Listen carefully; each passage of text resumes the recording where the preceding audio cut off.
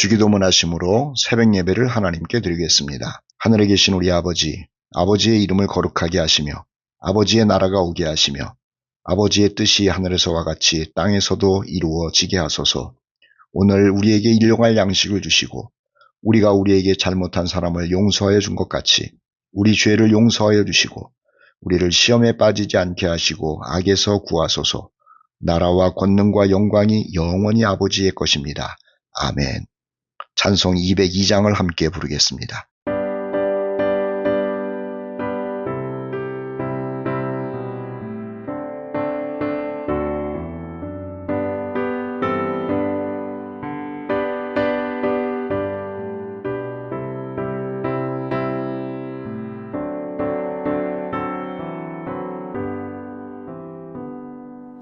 하나님 아버지 주신 책은 귀하고 중하신 말씀일세. 기쁘고 반가운 말씀 중에 날 사랑한단 말 참 좋도다. 주께서 나를 사랑하니 즐겁도다. 주께서 나를 사랑하니 나는 참 기쁘다. 구속의 은혜를 저버리고 어긋났던 길로 가다가도 예수의 사랑만 생각하면 곧 다시 예수께 돌아오리. 주께서 나를 사랑하니 즐겁도다. 주께서 나를 사랑하니 나는 참 기쁘다. 구주의 영광을 바라보며 예수의 이름을 찬양하리. 영원히 찬양할 나의 노래. 예수의 이름이 귀하도다. 주께서 나를 사랑하니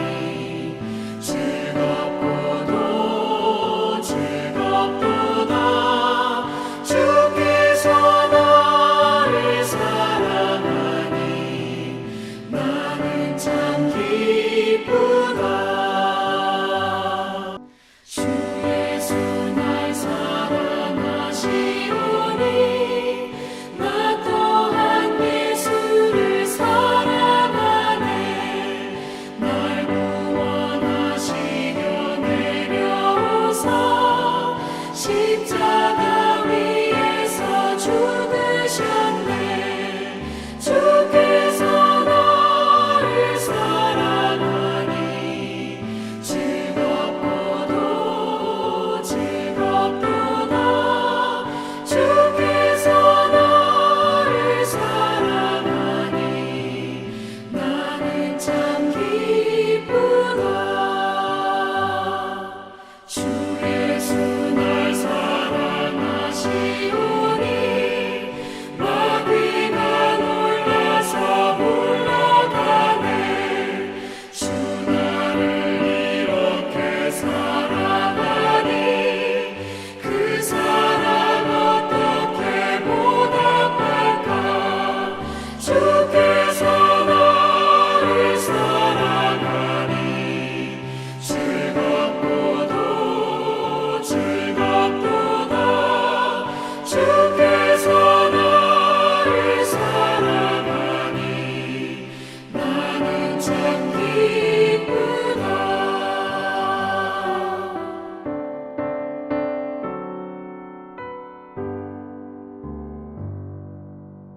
오늘 묵상 말씀은 마태복음 9장 말씀이죠. 마태복음 9장은 예수님의 치유 사역이 많이 기록이 되어 있고요. 그리고 마태를 제자로 부르신 내용이 기록되어 있습니다. 그리고 또 금식에 대한 바리새인과의 논쟁 이야기가 기록되어 있죠. 특별히 치유 사역을 보면은 중풍병자를 고치시기도 하고 또 죽었던 관리의 딸을 살려내시기도 하고 12년 동안 혈루병으로 고생하던 여인을 고치시기도 하고 맹인을 고치시기도 하고 또 귀신 들려서 벙어리 된 사람을 고치시기도 했다라고 하는 내용들이 자세히 기록되어 있는 겁니다. 이 5가지 치유 사역을 우리가 읽으면서 몇 가지 생각할 것이 있어요. 첫째는요, 예수님은 모든 병을 고치시는 능력자라고 하는 것을 생각하자라고 하는 거예요. 우리는 종종 예수님이 모든 병을 고치시는 능력자라고 하는 것을 잊고 살 때가 있죠. 그런데 잊으면 안 돼요. 예수님은요, 모든 병을 고치십니다. 모든 병을 고치세요. 중풍병자도 고치셨잖아요. 12년 동안 혈루병으로 고생하던 그 여인도 고치시고 심지어는 죽었던 여인도 살려내시잖아요. 앞을 보지 못하는 맹인도 그렇고 말을 못하는 벙어리도 고치셨다는 겁니다. 예수님에게는요, 어떤 병이든지 문제가 되지 않아요. 예수께서 마음만 먹으시면 고치실 수 있는 분이라고 하는 것이죠. 왜 그런 줄 아세요? 예수님은 하나님이시기 때문에 그래요. 하나님이 어떻게 인간을 고치시냐고요? 하나님이 인간을 만드신 분 아닙니까? 창세기 말씀을 보면은 흙을 빚어서 그 코에다가 생기를 부어 넣으셔서 사람을 만드셨다. 하나님이 만드셨다라고 알려주고 있어요. 그러니 만드신 분이 자기가 만든 인간이 고장이 났을 때 그것을 못 고치시겠느냐라고 하는 거죠. 어디가 어떻게 고장났는지, 왜 고장났는지, 어떻게 고치면 되는지, 무엇이 필요한지를 제일 잘 아시는 분이 만드신 하나님이라고 하는 거예요. 만드신 예수님이 인간의 고장난 부분을 고칠 수 있는 유일한 분이라는 것, 우리는 잊으면 안 되는 겁니다. 두 번째, 이 치유 사건을 통해서 또 하나 생각해야 될 것이 있죠. 예수님께서 이 치유의 능력을 나타내시기는 하는데 말입니다. 언제 나타나시는 줄 아세요? 믿는 자에게 나타나신다라고 하는 거예요. 믿는 자에게 나타나신다라고 하는 거죠. 믿음을 강조하고 있는 겁니다. 첫 번째 문둥병자가 고침을 받은 이유도 친구들이 예수님을 믿었기 때문이라고 말합니다. 자, 본문 말씀 읽을 테니까 보세요. 9장 2절인데요. 침상에 누운 중풍병자를 사람들이 데리고 오거늘 예수께서 그들의 믿음을 보시고 중풍병자를 고쳤어요. 왜 고쳤다고요? 그 친구를 데리고 온 친구들의 믿음을 보시고 예수께서 고치셨다는 거예요. 두 번째 이야기는 죽은 여자아이를 살려낸 것 아닙니까? 그런데 예수께서 왜 죽은 아이를 살려냈는 줄 아세요? 그의 아버지가 예수에 대한 믿음이 분명했기 때문에 그런 것이죠. 18절 말씀에 이렇게 써 있습니다. 한 관리가 와서 절하며 이르되 내 딸이 방금 죽었사오나 오셔서 그 몸에 손을 얹어 주소서. 그러면 살겠나이다. 대단하잖아요. 보통 죽었으면 포기합니다. 그런데 이 관리는 그러지 않았어요. 방금 죽은 것을 압니다. 그런데 죽은 것을 알면도 불구하고 예수께로 달려와가지고 하는 말이 주님, 내 딸에게 손을 얹어주세요. 그러면 살 것입니다. 라고 하는 분명한 믿음을 가지고 예수님 앞에 엎드렸다라고 하는 것이죠. 그래서 예수님은 그의 믿음을 보고 죽은 여아를 살려내신 겁니다. 세 번째는요. 12년 동안 혈루병으로 고생하던 여인을 고치셨는데 그건 역시 그녀의 믿음을 보고 고치신 거예요. 12절 말씀에 이렇게 써 있습니다. 그 혈루병 여인을 보고 예수께서 하신 말씀인데요. 예수께서 돌이켜 그를 보시며 이르시되 딸아 안심하라 내 믿음이 너를 구원하였다 하시니 여자가 그 즉시 구원을 받으니라 병이 나았다라고 하는 것이죠. 예수님은 모든 병을 고치세요. 그런데 시도 때도 없이 무조건 고치시는 게 아니죠. 예수를 믿는 사람에게만 그 치유의 능력을 행하시더라고 하는 거예요. 네 번째도 맹인이 치유함을 받아서 보게 되는데요. 믿음 때문에 그가 보게 되었다라고 성경은 암시를 하고 있습니다. 28절 말씀인데 예수께서 집에 들어가심에 맹인들이 그에게 나오거늘 예수께서 이르시되 내가 능히 이 일 할 줄을 믿느냐 대답하되 주여 그러하오이다. 이 맹인 두 사람의 말이에요. 예수님을 만났어요. 그리고 예수님께 소리를 지르면서 다윗의 자손이여 우리를 불쌍히 여겨달라고 하는 것 아닙니까? 그 예수님이 물어본 거예요. 내가 너희들의 눈을 뜨게 할 줄 믿느냐? 그랬더구만은 이 두 맹인이 그러며 믿지요 라고 하는 대답을 했다는 거죠. 그 믿음을 보시고 예수께서 이 두 맹인을 보게 하신 겁니다. 그리고 또 하나 다섯 번째 이야기는 귀신 들려서 말 못하는 사람을 말하게 하셨다는 내용이거든요. 그런데 이 귀신 들려 말 못하는 사람의 믿음이 아니라 귀신 들려 말 못하는 사람을 예수님께로 데리고 오면 예수님이 저의 병을 고쳐줄 거라고 하는 믿음을 가진 사람들이 있었다는 거예요. 그들의 믿음을 보고 예수께서 고쳐주신 거죠. 우리는 예수님의 치유 사역을 통해서 꼭 기억해야 되는 것이 있어요. 예수님은 모든 병을 고치신다. 그런데 믿는 자에게만 그 능력을 행하신다라고 하는 것 말입니다. 또 이 치유 사역을 통해서 한 가지 생각할 모든 병에는 말입니다. 문제들이 있다라고 하는 거예요. 원인들이 있다라고 하는 것이죠. 우리가 그 원인을 다 알 수 있는 것은 아닙니다. 그런데 원인을 짐작할 수 있는 내용들이 성경에 많이 기록되어 있어요. 어떤 것은요, 분명히 원인은 있는데 우리가 발견할 수 없는 원인들이 있다는 것도 우리는 생각해야 하는 것이죠. 먼저 원인을 알 수 있는 것은 중풍병자가 왜 중풍병이 걸렸는지에 대한 원인을 우리는 알 수가 있습니다. 예수께서 이 사람을 고쳤거든요. 그리고 예수님이 이 중풍병자에게 하시는 말씀 가운데 이 사람이 왜 중풍병자로 이렇게 고생을 했었는지에 대한 원인을 우리가 알 수가 있답니다. 6절 말씀인데요. 이렇게 말씀을 합니다. 중풍병자에게 말씀하시되 일어나 네 침상을 가지고 집으로 가라. 이렇게 말씀하셨죠. 그런데 예수께서 이 말씀을 하셨어요. 2절 뒷부분에 보면 안심하라 네 죄사함을 받았느니라. 중풍병자에게 고침을 주시면서 먼저 하신 말씀이 뭐냐면은 네 죄사함을 받았다. 그러니 이제는 고침을 받고 걸어가라라는 얘기예요. 즉 이 사람이 왜 중풍병에 걸렸다고요? 죄 때문에 병에 걸렸던 겁니다. 죄 때문에 말이에요. 또 12절 말씀에 혈류병을 앓은 사람, 그리고 관리의 딸이 죽은 거, 이 이야기에는요, 왜 관리의 딸이 죽었는지는 잘 모르겠어요. 또 12년 동안 혈류병을 앓은 이 여인이 왜 병에 걸렸는지는 잘 모르겠어요. 그런데 짐작할 수 있는 게 있죠. 죽은 딸이 살아난 사건을 보고 나서 예수님은 죽은 사람도 살리는 하나님이라는 것을 알리시기 위한 목적 때문에 죽었던 것이 아닌가라는 생각을 짐작하게 하는 겁니다. 어쨌든 간에요. 중요한 것은 원인을 알 수 있는 것도 있고 원인을 모르는 것도 있지만 반드시 모든 병에는 원인이 있다라고 하는 것을 우리는 전제로 하고요. 원인을 알면은 그 원인을 해결하고 하면서 주님께로 나아가야 되는 것이고 원인을 모른다면 하나님의 크신 뜻이 있는 줄을 알고 감사함으로 기도하는 것이 우리의 자세이어야 할 것이다 라는 거죠. 자, 오늘 마태복음 9장의 두 번째 이야기는 치유 사건 말고요. 제자를 부르신 사건입니다. 그런데 예수님이 부르신 그 제자는 세리였다는 거예요. 우리가 잘 알고 있는 것처럼 마태복음을 쓴 마태를 예수께서 부르신 내용이 기록이 되어 있는 겁니다. 당시 세리는 비난을 받는 직업이었어요. 그렇지만 반면에 돈을 많이 벌 수 있는 특별한 직업이기도 했죠. 사람들이 세리를 싫어하는 이유가 있답니다. 세리들이 과도한 세금을 물려서 그 가운데 자신이 착복하는 것이 있을 거라는 생각으로 세리를 미워하기도 했고요. 또 하나는 세리가 부자잖아요.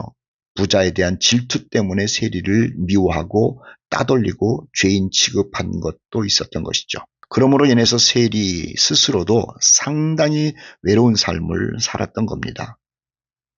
세리들이 아무리 변명을 해도 사람들은 누가 들었겠습니까? 그냥 외로웠던 거예요. 친구도 없고 또 불쌍히 여기는 사람도 없고 또 따돌리고. 오늘 본문의 마태만 그런 것이 아니라 누가복음에 나오는 삭개오라고 하는 사람도 마찬가지였죠. 그도 세리였어요. 사람들이 그를 싫어했어요. 친구도 없었어요. 그런데 예수께서 이렇게 외로운 삶을 사는 또 따돌림 받고 왕따가 되고 사람들에게 죄인 취급받고 사는 이 세리를 보신 겁니다.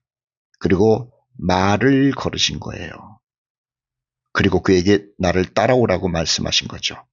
혼자 외롭게 쓸쓸하게 살던 이 마태가 예수님께서 말 걸어오시는 것을 보고 감동한 거예요. 그리고 자기를 따라오라는 말에 더 감동한 거예요. 그래서 이 마태는 말입니다. 얼마나 크게 감동했는지 자신의 그 직업을 다 버리고 예수님이 부르시는 그 부름에 즉각 순종하면서 예수님을 따랐다고 하는 겁니다. 이 세리 마태는요, 그 예수님의 부르심이 얼마나 고마웠는지 곧바로 예수님을 따른 것은 물론이고 제자로 헌신했던 것은 물론이고요. 자기 집에 잔치를 벌려놓고 예수님을 기뻐하고 감사하며 또 파티를 열었던 거예요. 우리 누가복음에 나오는 삭개오 얘기를 조금 연결해 볼까요? 예수님이 일부러 삭개오를 찾아가지 않았습니까? 그리고 그렇게 외로워했던 삭개오가 돌 감람나무 위에 올라가 있는 것을 보시고 그와 눈이 마주치며 그에게 말을 거시고 그의 집에 들어가겠다고 말씀하지 않았습니까? 삭개오가 말입니다. 감동을 한 거예요. 누구도 자기를 사람 취급 안 했거든요. 대화도 안 했거든요. 죄인 취급했거든요. 그런데 예수님이 사람 취급한 겁니다. 대화한 겁니다. 그리고 그 집에 들어가겠다고 스스로 말씀한 겁니다. 이 삭개오가 말입니다. 얼마나 감동을 했는지 자기 집에서 잔치를 벌이고요. 예수님께 말하기를 자기가 가지고 있는 모든 재산을 가난한 사람들에게도 나눠주고 또 선을 베풀겠다고 약속을 하잖아요. 마태도 그랬고 삭개오도 그랬고 예수님을 만남으로 인해서 감동적인 삶을 살게 된 겁니다. 그래서 우리 하나 생각할 게 있어요. 은혜를 받았으면은요, 그 표현하는 것이 중요하다는 것이죠. 은혜를 받으면 꼭 표현하십시오. 사람에게 은혜를 받았을 때도 그렇고 하나님께 은혜를 받았을 때도 반드시 표현해야 하는 거예요. 표현 없는 감사는 죽은 감사 아닙니까? 우리 신앙의 선배들의 특징 중에 하나는 받은 은혜를 반드시 표현했다는 거죠. 아브라함이 천사들을 만났을 때 그리고 은혜를 받았을 때 표현 잘했잖아요. 음식을 대접하면서. 야곱도 그랬고요. 사르밧 과부도 엘리야에게 얼마나 감사 표현을 잘했습니까? 수넴 여인 또한 엘리사 선지자에게 감사 표현 잘했답니다. 엘리야 역시 그리고 엘리사 역시 사람들에게 은혜를 받았을 때 그냥 넘어가지 않았어요. 당연한 것으로 넘어가지 않았고요. 표현했던 사람들 있죠. 마태도 지금 마찬가지입니다. 예수님에게 은혜를 받았어요. 잔치를 하면서 표현해요. 삭개오도 그랬다니까요. 예수님에게 은혜를 받았어요. 그리고 잔치로 표현을 해요. 우리들도 배워야 되는 겁니다. 여러분, 하나님으로부터 받은 은혜 꼭 표현하십시오. 본문 가운데 발견되는 것이 또 있는데요. 사람들은 말입니다. 자기 기준으로 깨끗한 자와 더러운 자를 구분하더라고 하는 거예요. 의인과 죄인을 구분한다는 것이죠. 바리새인이 그랬다니까요. 자기가 싫은 사람은 죄인으로 규정해버리고 자기가 좋은 사람은 악한 일을 하더라도 선인의 반열 가운데 세워놓는 것이 바리새인들이 했던 짓들입니다. 11절 말씀을 한번 볼까요? 바리새인들이 보고 그의 제자들에게 이르되 어찌하여 너희 선생은 세리와 죄인들과 함께 잡수시느냐 이렇게 얘기를 해요. 예수님의 제자들에게 바리새인들이 하는 얘기입니다. 왜 우리가 싫어하는 세리, 우리가 싫어하는 죄인들과 함께 어울리느냐라고 지금 말하고 있는 것이죠. 13절 말씀에 중요한 말씀이 있어요. 나는 의인을 부르러 온 것이 아니요 죄인을 부르러 왔다. 바리새인들은요, 자기 좋아하는 사람을 의인이라고 얘기를 하고 자기 싫어하는 사람을 죄인이라고 얘기를 하거든요. 근데 그 사람들에게 예수님께서 일침을 놓는 거죠. 그래? 나는 죄인을 부르러 왔어 라고 말하는 거예요. 12절 말씀에 이런 말씀 써 있지 않습니까? 이보게들 건강한 자에게는 의사가 쓸데없고 병든 자에게라야 의사가 쓸데있는 거야. 나는 너희들이 병든 사람들이라고 하는 죄인이라고 하는 그들을 위해서 왔어 라고 얘기를 하고 계신 거죠. 바리새인들은 말입니다. 자기가 기준이었어요. 그래서 바리새인들을 위선자라고 이야기하는 거죠. 예수님께서 바리새인들에게 하신 말씀 13절 중간에 보면은요, 의미심장한 말씀이 기록되어 있답니다. 내가 긍휼을 원하고 제사를 원하지 아니하노라는 말씀이에요. 나는 긍휼을 원하고 제사를 원치 않는다라는 말씀이에요. 왜 이런 말씀하셨는 줄 아세요? 바리새인들은요, 제사 잘 드렸거든요. 다시 말하면 종교 행위는 너무 잘했어요. 겉모습은 정말로 신앙인 같은 사람이에요. 그런데 마음은 완악한 사람들이었음을 예수님이 고발하고 있는 겁니다. 바리새인은 예수께서 죄 용서하시는 것을 고깝게 여겼던 사람이에요. 또 바리새인은 자기가 싫어하는 자들과 예수님이 어울리는 것을 아주 싫어했던 사람들이에요. 심지어는 귀신 들려가지고 말도 못하면서 고통스러워하는 자를 예수께서 고치셨잖아요. 그런데 귀신을 쫓아내는 것도 바리새인은 싫어했어요. 다시 말하면은 바리새인들은 사람에 대한 긍휼한 마음이 전혀 없었어요. 오로지 자기 중심으로만 세상을 생각하고 세상이 굴러가기를 원했던 사람들이라고 하는 것이죠. 그런데 예수님께서는 개의치 않으셨어요. 이 땅에 오신 목적대로 사람을 위해서 오셨잖아요. 구원을 위해서 오셨잖아요. 죄사함을 위해서 오셨잖아요. 병을 고치시고 버림받은 자들의 친구가 되기 위해서 오셨잖아요. 그 오신 목적대로 우직하게 걸어가셨다라고 하는 겁니다.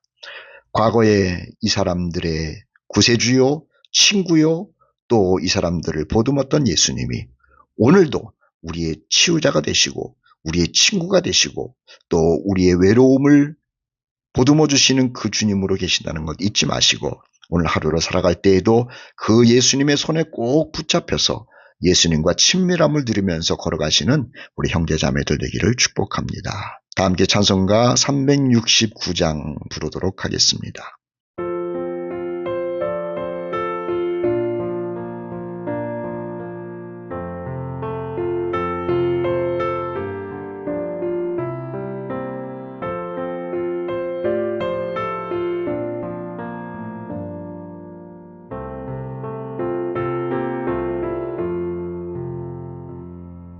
죄지 맡은 우리 구주 어찌 좋은 친구인지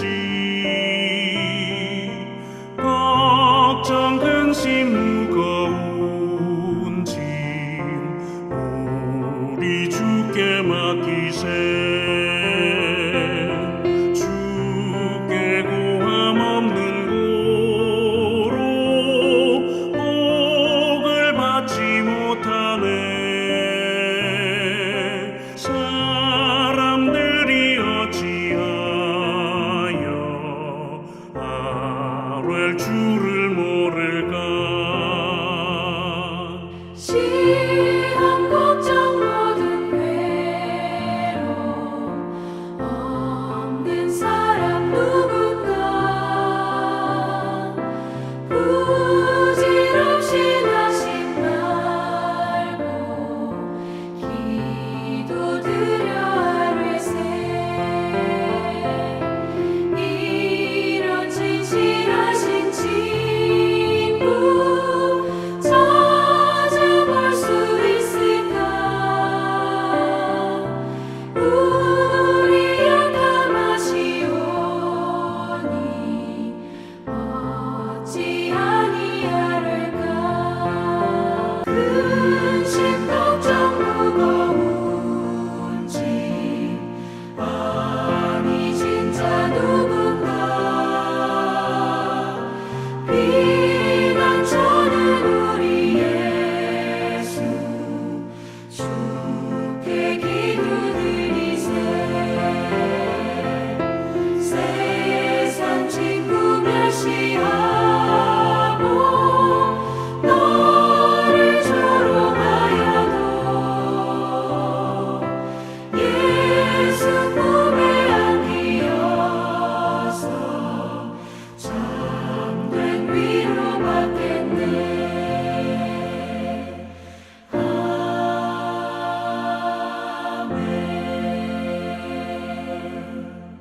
기도합니다.